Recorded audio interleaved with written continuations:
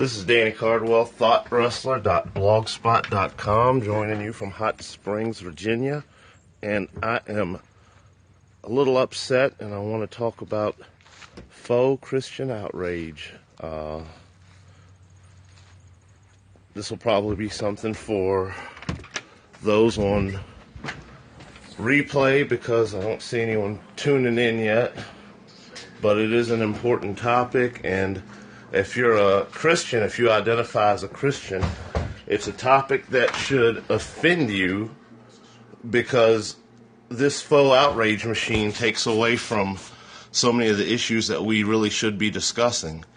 So when you see all the attention focused on, every year around this time, the fake war on Christmas, whether or not you can say Happy Holidays or Merry Christmas, and you see all this stuff with the Starbucks cup, it's a redundancy, and it's ridiculous. It takes away from the real issues. As Christians, we're supposed to be in the world trying to spread this gospel, trying to affect positively the outcomes, trying to make the environment around us better. And yet we get distracted with all these little scandals that people are trying to make us feel important. The people trying to feel important try to make us take seriously, and it's horrible. Personally, I don't care if you say Happy Holidays or Merry Christmas to me. It's not going to affect my quality of life in any way. If you say Merry Christmas to me, I say Merry Christmas back. If you say Happy Holidays to me, I say Happy Holidays back. And the color of the Starbucks cup, I think that's the biggest non-issue this war on Christmas season. It would be hard-pressed to find a bigger non-issue to draw attention to. The one common theme that these issues have is that they're always pushed by these, uber conservative, perfect Christian and Christian organizations. And these people are so God-fearing and so godly that any affront to their beliefs, is seen as an affront to God. And these people are almost as rabid as the folks that are willing to pick up arms and do something. And I just don't know how we get more offended by that than we do systemic poverty, or we do homelessness, or that we get so offended about the color of a cup. But it's more important to us than the fact that there will be people, as this winter season approaches us, that will be cold. There will be people in need of resources for heating fuel, and yet we get distracted by this.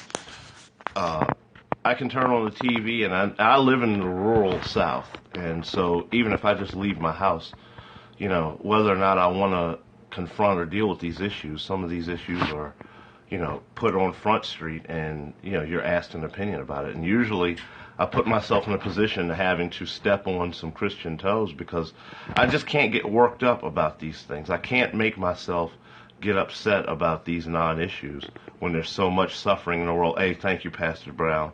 When there's so much suffering in the world, I had a religious friend, and he was talking about everything going on at the University of Missouri.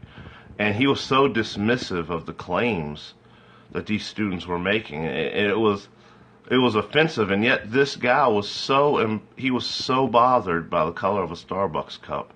Yet the plight of real concrete flesh and blood people made in the image and likeness of God, their plight means nothing to him. And so that's the kind of rank hypocrisy that bothers me. I have a blog, thoughtwrestler.blogspot.com, and for about 3 years now I've tried to, just add my 2 cents to these kind of subjects. The social and the religious interact. The secular world and the religious world have to interact. We can't live in a vacuum exclusive from the world and surround ourselves totally with people who share our beliefs. We have to be able to interact in the world with other people. And to me, it's offensive, and it goes against biblical teachings we're told we're a peculiar people. So the moment we go out in the world and the world does something that we don't like, we get up in arms and offensive. And our job is to be, shepherds in a way. We're supposed to shepherd, people to the one who can ultimately shepherd them to salvation.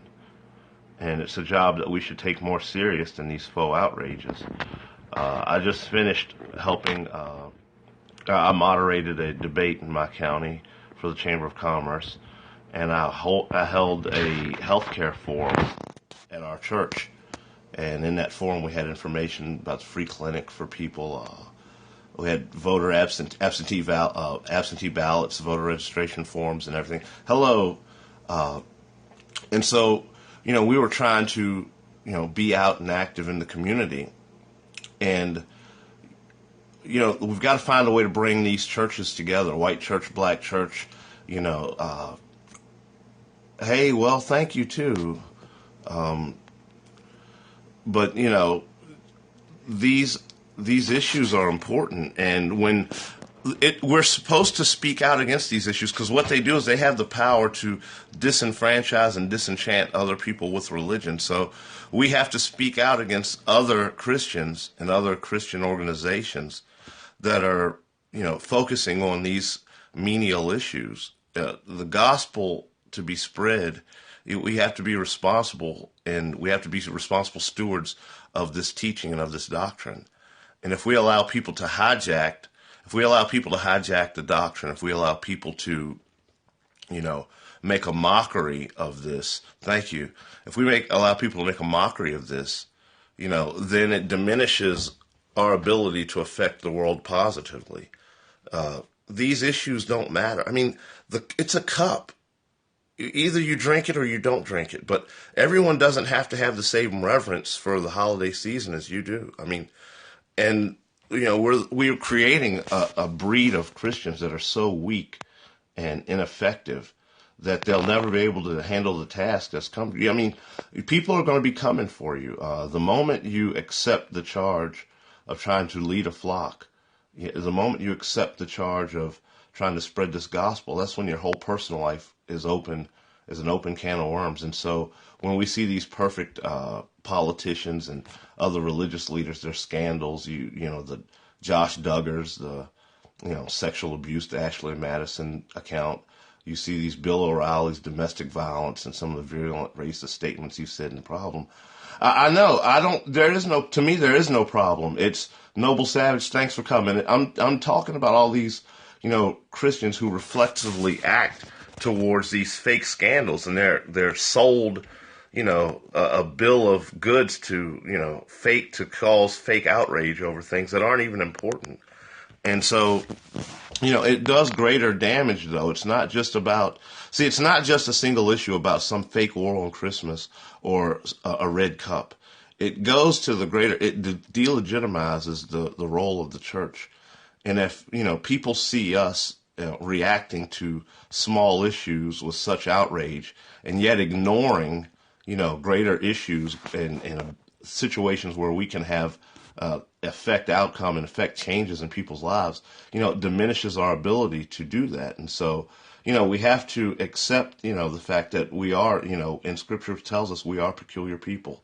And so when the world doesn't greet you with open arms, well, that's fine. That's part of it.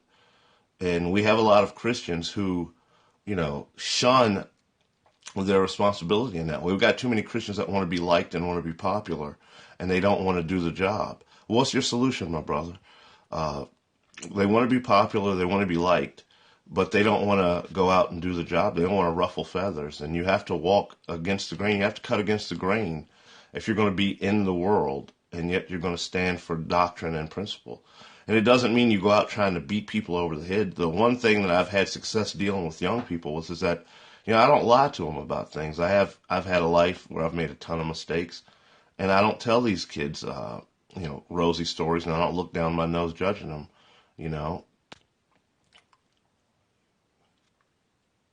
I didn't understand that last comment. Sorry about that.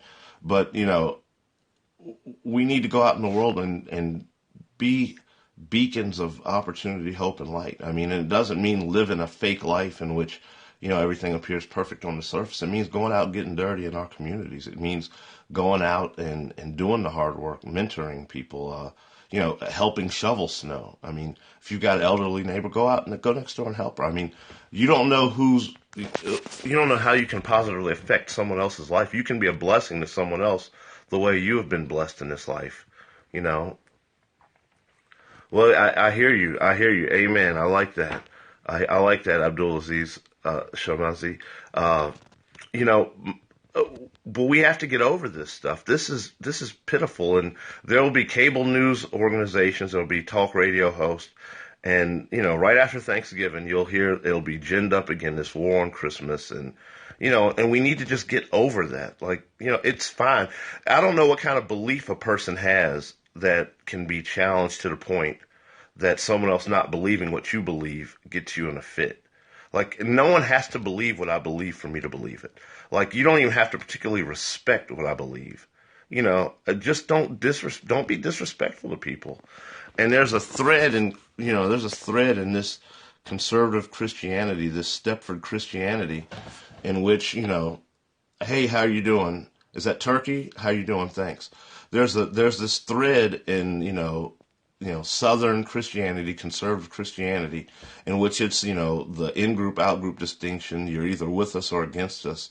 And for a certain, to a certain extent, that's why our churches are still segregated. To bring it back to Missouri a little bit. I mean, you have Hot Springs, Virginia. You have churches that see these racial instances and these racial issues across the country as something that doesn't particularly affect them. They're removed from it. And so, if you believe, Matthew 25, what you do for the least of these, if that's something that's central to your Christianity, which I believe it was very central to what Jesus called us to do, what you do for the least of these, then when people are suffering and you see that, people are being treated poorly, then you have to talk out about it. And, the truly courageous and the truly brave Christian men and women of God, they take a stand. They risk their popularity and they risk comfort to affirm the dignity and the humanity of other people. So I really appreciate those of you who stuck around for this. Thoughtwrestler.blogspot.com. I don't want your money. I'm not a perfect person. I can't get you into heaven. But I really appreciate your time, and I will follow you back. I'll go back in this thread and look at the people, and I will follow you back. Have a great day. Peace.